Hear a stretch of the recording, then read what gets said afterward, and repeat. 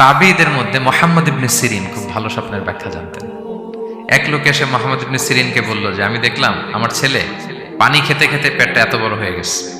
এই একই স্বপ্ন আরেকটা লোকও দেখলো, দেখে এক মূর্খের কাছে জিজ্ঞেস করলো। সে বলল, সর্বনাশ, এত বড় পেট হয়ে গেছে, তোমার ছেলে তো মারা যাবে।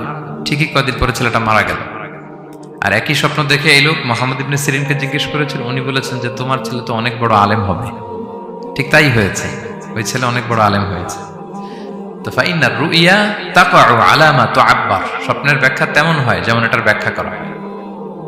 রাসূল সাল্লাল্লাহু আলাইহি ওয়াসাল্লাম একবার স্বপ্নে দেখলেন যে তিনি ওনাকে দুধ দেয়া হয়েছে, বাটিতে দুধ খাচ্ছেন, পরে আঙ্গুলের ফাঁক থেকে দুধ বেরোচ্ছে। এই সামান্য একটু দুধ রাসূল সাল্লাল্লাহু আলাইহি ওয়াসাল্লাম উমরে ফারুককে দিলেন। সাহাবারা বললেন, মাযা আউয়ালতা বিহি ইয়া রাসূলুল্লাহ, এটা তাওয়িল কি? তখন বললেন, আউয়ালতু বিহি আল ইলম, এটা দিয়ে আমি জ্ঞান বুঝিয়েছি। মানে উমরে ফারুকের আল্লাহ তাআলা অনেক জ্ঞান দিবে। স্বপ্নে কেউ দুধ খাচ্ছেন, এটা আপনার জ্ঞানের প্রতীক। রাসূল সাল্লাল্লাহু আলাইহি ওয়াসাল্লাম স্বপ্নে দেখলেন লোকজন দাঁড়ানো, কারো গায়ের জামা এতটুকু, কারো এতটুকু, কারো হাঁটু পর্যন্ত, আর উমরে ফারুক জামা একেবারে টেনে হিচড়ে যাচ্ছে। তো সাহাবারা বললেন, মাযা আউয়ালতু বিহি ইয়া রাসূলুল্লাহ, এই স্বপ্নের তাওয়িল কি, ব্যাখ্যা কি? রাসূল সাল্লাল্লাহু আলাইহি ওয়াসাল্লাম বললেন, আউয়ালতু বিহি আদ-দীন আত-তাকওয়া, এটা দ্বারা আমি দিনদারি বুঝিয়েছি। মানে উমরে ফারুকের দিনদারি অনেক বেশি। স্বপ্নে কেউ ছোট জামা দেখলে তার দিনদারি কমতেছে, এটার একটা আলামত। তো এই জন্য হুট করে স্বপ্নের কথা কাউকে শেয়ার করতে নেই।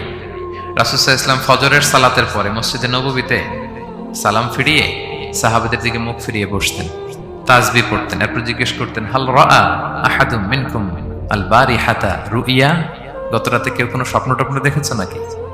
তো তখন সাহাবারা এই স্বপ্ন বলতেন, রাসূল সাল্লাল্লাহু আলাইহি ওয়াসাল্লাম ব্যাখ্যা করতেন।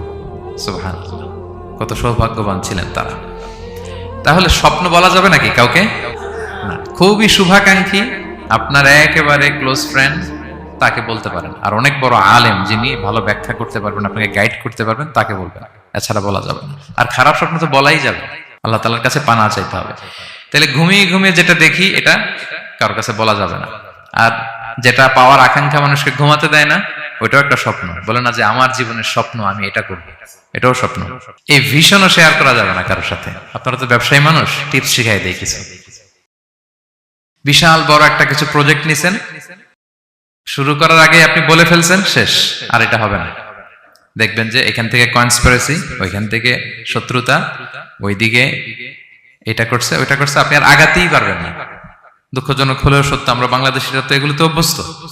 সবার মধ্যে কম বেশি জেলাসি কাজ করে ন্যাচারালি, আমাদের বাংলাদেশিদের এটা আরো বেশি।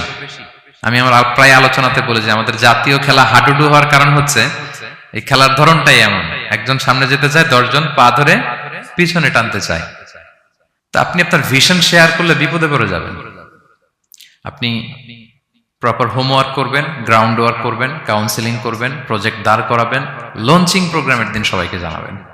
সব রেডি, এবার আর কেউ কিছু করতে পারবেন, এটা দাঁড়ায় গেছে, সব রেডি আমার। লঞ্চিং জাস্ট একটা ফর্মালিটিস, তারপরে আমার কাজ শুরু হবে। কিন্তু আপনি আগেই যদি সবাইকে জানায় ফেলেন, হবে এটা? স্বপ্ন শেয়ার করতে নেই।